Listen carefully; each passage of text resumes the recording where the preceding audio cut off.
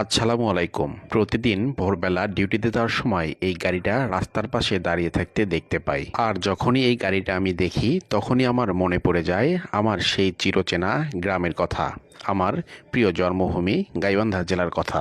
সেই সময়ই মনে পড়ে রংপুর জেলার সেই বিখ্যাত গানের কথা, ও কি গাড়িয়াল ভাই, কত রব আমি পন্থের দিকে চাইয়ারে। প্রতিদিন সকাল 8টা নাগাদ এখান থেকে এই গাড়িটা ছাড়িয়ে যায় গাইবান্ধা জেলার উদ্দেশ্যে এবং গাইবান্ধা জেলা থেকে প্রতিদিন রাত 10টায় ছেড়ে আসে টঙ্গীর উদ্দেশ্যে।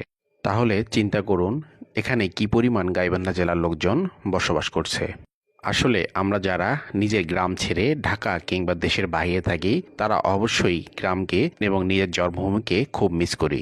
তখন নিজের এলাকার কোনো মানুষ অথবা কোনো জিনিস চোখের সামনে পড়লে কলিজার ভিতরে কেমন জানি মোচড় দিয়ে ওঠে।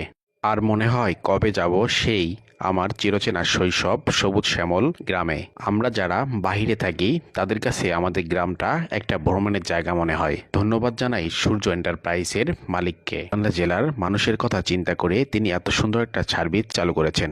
ধন্যবাদ বন্ধুরা গাইবান্ধা লাইভ টিভি পেজের সঙ্গে থাকার জন্য।